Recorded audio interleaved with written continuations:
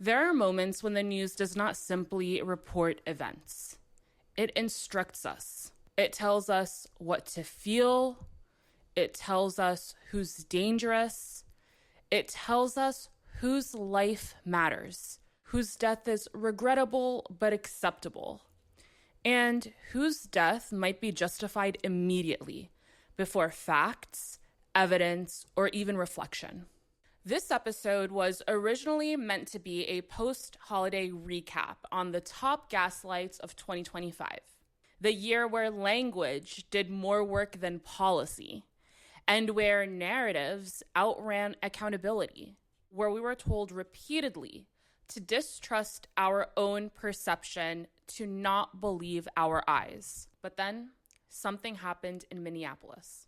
A woman named Renée Good was killed by a federal immigration enforcement agent.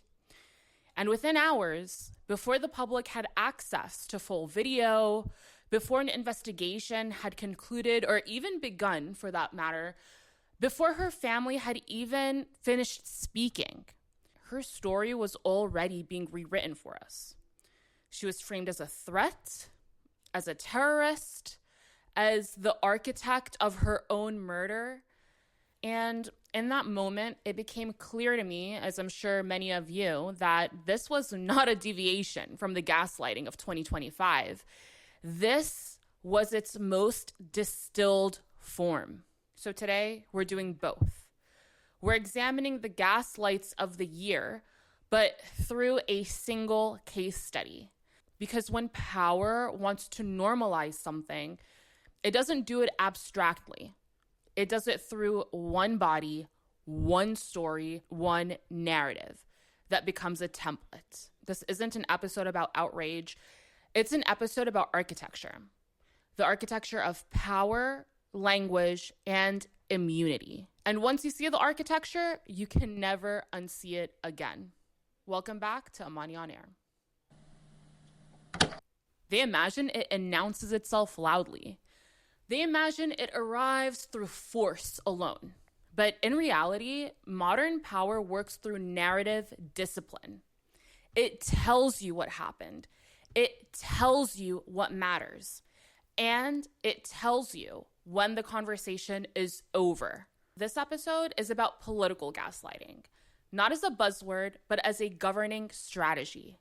Political gaslighting is the use of language, framing, and authority to distort lived reality and to demand acceptance of an imposed version of events, even when the evidence or the experience or basic logic itself contradict it. It says, this is what happened, and if you question it, you're dangerous, unpatriotic, or simply a conspiracy theorist. We've seen this pattern repeatedly throughout 2025. In immigration enforcement, in protest suppression, and foreign policy justifications, in the way that accountability is framed as chaos in our country, and somehow restraint is framed as a weakness. And today, we can see all of those threads converge in this one case. Because sometimes a system reveals itself most clearly in how it responds to a certain event. Now, on January 7th, Renée Good, a 37-year-old American citizen, a white mom of 3, was fatally shot by an ICE agent in Minneapolis during a federal immigration enforcement operation. That's a fact. What followed was not a neutral investigation at all. It was a narrative event. See, within hours, the official explanation was already issued. It was self-defense. There was no official evidence or investigation. There wasn't even an independent process into what took place. No. Immediately. And that matters because self-defense is not descriptive language. It's a legal conclusion. And when legal conclusions are being announced before evidence is even tested, something is already seriously wrong from jump, okay? Now, the video footage and the statements from the local witnesses, it quickly raised questions about the official account from the federal government because the claim of imminent threat didn't align cleanly with what we, the public, could see. We all saw the same video. And yet, like clockwork, the very next day, the vice president was already defending the agent. He was calling Renee's death a tragedy of her own making. And he proclaimed, without even knowing the facts of the case, that the ICE agent was protected by absolute immunity. The precedent here is very simple. You have a federal law enforcement official engaging in federal law enforcement action. That's a federal issue. That guy's protected by absolute immunity. He was doing his job. Now, legal experts were already quick to point out that absolute immunity doesn't apply to line-level federal agents carrying out enforcement actions. What the vice president was clearly doing was immediately trying to preempt accountability through his authority rather than the law. Which, reminder, we're in the United States of America, where supposedly nobody is above the law. Wink, wink, Donald. So basically, in order to preempt accountability, the federal government had to mobilize a series of gaslighting tactics, which we'll dive right into. So the first gaslight is the terrorist smear. All my brown people out there already know this one quite well. This tactic does three things simultaneously, okay? First, it dehumanizes the victim. Second, it reframes state violence as a necessity. And third, it shifts the burden of proof onto the dead person. So once someone is already labeled a terrorist, the public is no longer asking, was this killing lawful? Was it okay? They're already being conditioned to ask, what did she do to deserve it? And this isn't accidental. Terrorist, as we know, it's not a factual category here or in many federal cases. It's instead a narrative solvent. We've seen this play out with foreign policy, and the chickens have come home to roost. And the irony here is for the past 2 decades, we watched the terrorist label be weaponized against communities of color, largely by white Americans, because obviously that mechanism isn't something that white Americans have to worry about. And now look, we're literally looking at a dead white Christian mom being smeared as a terrorist. The terrorist label's already being applied to her when it's politically convenient, when it benefits the federal government. And if the general American public wasn't concerned about the misuse of the label of terrorist, very notably with the Patriot Act that was implemented post-2001, post-9/11, and the war on terror to essentially strip American citizens of their due process rights as long as this potential threat of terrorism was alleged, now this situation in Minneapolis is making it clear that that label can be applied to anyone. And MAGA and conservatives, even if they disagree with Renée Good, even if they support ICE and these deportation crackdowns, should be deeply concerned and disturbed by this, because by that definition, the terrorist label could easily be applied to every single participant of the January 6th riots. The coup that took place on Capitol Hill. Like, for example, in the case of Ashley Babbitt, who was killed when she was breaking into Capitol Hill on January 6th after repeated warnings to stop, who has been heralded by MAGA as being some martyr for her country. Well, you can't pick and choose, because if Ashley was a martyr, then so was Renee. And if Renee was a terrorist, then so was Ashley. So which one is it? The point is, just because the violations of power are being transgressed in favor of policies that you support doesn't mean it's anything to celebrate, because the tables turn quickly. In America, they can turn as quickly as a 4-year presidential term. And then those same violations that you supported can come back to haunt you. Terrorist is not a factual category. It is a narrative solvent. It absolutely dissolves the presumption of innocence, proportionality, constitutional restraint, and notice the sequencing. The label arrived before the evidence, because if evidence was sufficient, the label wouldn't even be needed. That's the way it works. And as I said, this same mechanism has been used repeatedly against protesters, against immigrants, against political dissidents, against civilians caught in enforcement operations that they're protesting. And the state does not wait for facts. It establishes the frame and then it conforms the facts. It forces them to conform to it. Textbook gaslighting. Now, the second gaslight in Renée Good's case is the excuse of self-defense. Legally, self-defense requires an imminent threat, a proportional response, and necessity. But in modern enforcement narratives, those standards are quietly and sometimes very loudly rewritten. A car becomes a weapon. Movement becomes intent. Non-compliance becomes suddenly a lethal risk. This is not a semantic issue. It is a structural one, because once self-defense is allowed to just float free, then any civilian interaction becomes potentially fatal. And the burden now shifts entirely onto the civilian. The civilian is now responsible for predicting the officer's fear, anticipating enforcement's perception of them, behaving correctly under extreme stress that they're untrained for. That is not law enforcement. That is power without symmetry. And the American people have to understand that. Now, the third gaslight is that after Renée Good's killing, attention should have immediately turned to oversight about ICE, about the current government, its leadership enabling ICE. Instead, the government escalated warnings about anti-ICE protesters.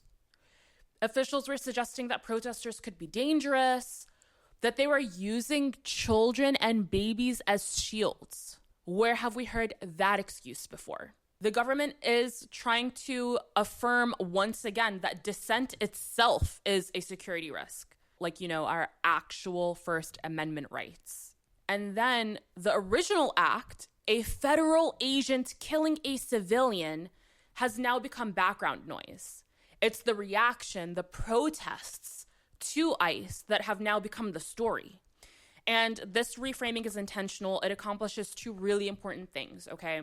It's an attempt to discourage public mobilization for Renée Good against ICE. And it justifies further enforcement power for ICE to increase their horrific behavior instead of to regulate it, or even hopefully abolish it entirely. Once protest is framed as violence, the state no longer has an obligation to answer any questions. It only has to restore order. And we all know what that means. This is not democratic governance. This is narrative. Now, to understand why this matters, we have to widen the frame, okay? ICE is presented to the public as a response to immigration, as if migration is a spontaneous force that the state simply has to manage. And that framing is totally incomplete, right? Like, immigration does not occur within a vacuum. It's usually a downstream consequence of political and economic destabilization, much of which is shaped by the United States of America. We are essentially the most powerful superpower abroad. And surprise, the United States has a long history of foreign interventions, usually framed as countering authoritarianism, promoting democracy, protecting human rights. And in practice, we know these interventions often include sanctions against regimes that collapse entire economies, entire regime changes that destabilize governments and countries, proxy conflicts that prolong violence for normal everyday people, even straight up economic warfare that completely destroys civilian infrastructure. When sanctions cripple a currency, people can't buy food, healthcare systems collapse and people have to leave, employment disappears and people migrate. This is not ideological. This is reality, okay? And recent debates around U.S. involvement in places like Venezuela, like Iran, illustrate this tension right to our faces. Our public rhetoric frames U.S. influence as stabilizing. And opposition voices, including humanitarian and regional experts, always argue the opposite. They argue that the pressure exacerbates displacement. And when people flee these conditions, they're no longer described as products of this US imposed instability. They're relabeled by us as immigrants, desperate to live like us and have access to our opportunities. Once they cross that border over to our country, we reset the entire story. We disappear history, we disappear foreign policy, and the causality disappears even.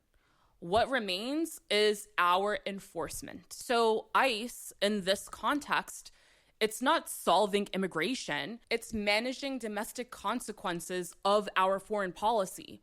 And then those consequences are now being reframed as moral failures of the displaced people that are seeking a better life here.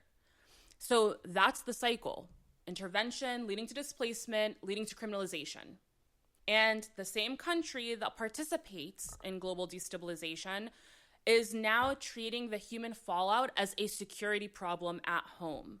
And we know the definition of that in America. It is scary. And it is not border control. It's just a continuation of our displaced accountability. Now, I want to ask a question that is almost never asked plainly.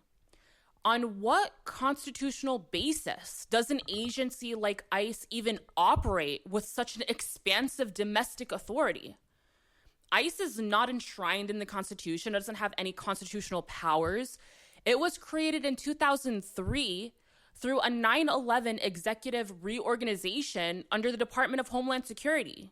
It's a product of a past security architecture that was built under conditions of fear, urgency, exception, and propaganda. And that origin matters because agencies that were born in emergencies normalize extraordinary powers during extraordinary circumstances. And what ICE is being allowed to do is anything but normal. Even civil rights organizations have repeatedly argued that ICE's enforcement practices strain and in some cases entirely violate core constitutional protections, including the Fourth Amendment, by having absolutely warrantless arrests, by detaining people without probable cause, and by enabling expansive surveillance that they're not entitled to do. ICE is also destroying the Fifth Amendment through limited due process, through prolonged detention, and by carrying out enforcement action that cause life-altering circumstances. And at the same time, during Trump's presidency, the courts have steadily narrowed the pathways for holding federal agents accountable for constitutional violations. This absolute immunity that J.D. Vance speaks of has expanded. And at the same time, remedies for civilians have decreased significantly. Even the judicial oversight has weakened. I mean, Trump's administration is straight up throwing judges in jail that try to stand up to their unconstitutional immigration policies. And we see right before our eyes the result of all of that. It's not theoretical. We now have created this monster of an agency that operates deep within the interior of our country and our security. It's exercising coercive and even lethal force, and it faces absolutely no legal consequences. My fellow Americans, I implore you to understand that this is not a neutral development. This is a significant shift in the balance of power between the state and the individual. And dangerous shifts like this never announce themselves. They normalize themselves quietly, like we're seeing happen right before our eyes. And I have to say, I've been engaging in this conversation on X that these are the moments that the Second Amendment was actually created for. You know, like the NRA kind of hijacked the Second Amendment to assert individual rights to guns, to protect ourselves from each other and from our neighbors, when actually one of the primary reasons why the founders put the Second Amendment into the Constitution is to have the people be able to protect themselves somehow from an overreaching and all-powerful government like we're watching expand right in front of us. The founders understood something fundamental, which is that power likes to overreach.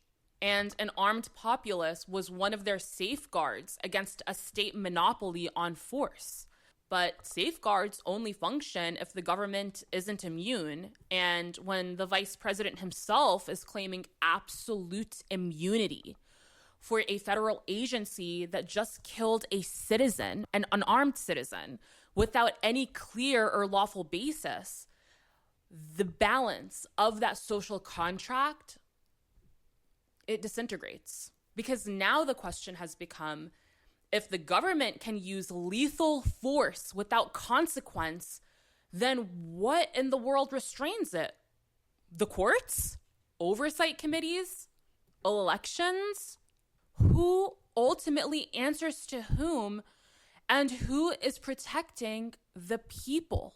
What constitutional safeguards even still exist to meaningfully constrain the government's power?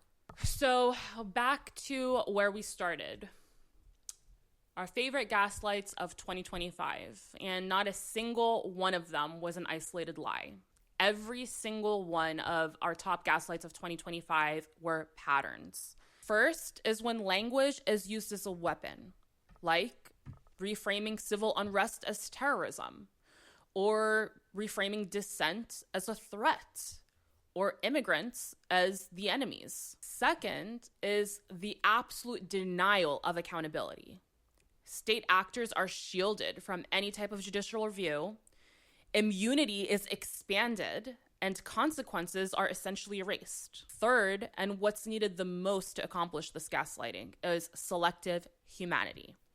When we render victims abroad as being invisible, and when we dehumanize immigrants right here at home. So then we reframe enforcement as a necessity rather than a choice. This pattern has emerged very clearly in the Minneapolis ICE case, in Renée Good, and I challenge you to look at any single gaslighting case of 2025 across policy, across protest, across foreign affairs, where you cannot find every single one of these patterns present.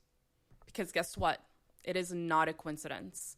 It is governance by narrative. It is narrative manipulation. And it's how the media is being weaponized as a tool to essentially gaslight the masses. And this episode isn't just about one incident. It isn't about the individual gaslighting cases. It's about how power seeks to redefine reality itself right before our eyes. And ordinary lives, like that of Renée Good, become symbols of threat, disorder, and ultimately expendability. So the questions we should be asking are not small ones. They're not, was the front wheel of Renee's car turned towards the officer or away from him? Did she see him in front of her or did she not? The real questions we should be asking ourselves are, what does it even mean to live in a country that both creates and polices displacement? What does it mean when accountability is buried under absolute immunity and narratives? And who protects the people? How do we reclaim truth in a system that trains us to just accept the frame rather than interrogate it? Truth is not what is said most confidently. It's what actually aligns with evidence, with context, and dare I say, with human dignity. Renée Good should not be remembered as an abstract story or a talking point, but as a signal to all of us. A signal of how quickly in our social media era, narratives can literally replace the law, and of how easily accountability can now suddenly be framed as danger, or of how power behaves when it's actually being questioned. And our awareness alone is not enough. Our resistance demands clarity, because systems built on gaslighting depend on one thing above all else, and that is our willingness to accept the story as finished. And it isn't. See you for next week's episode of Amani on Air.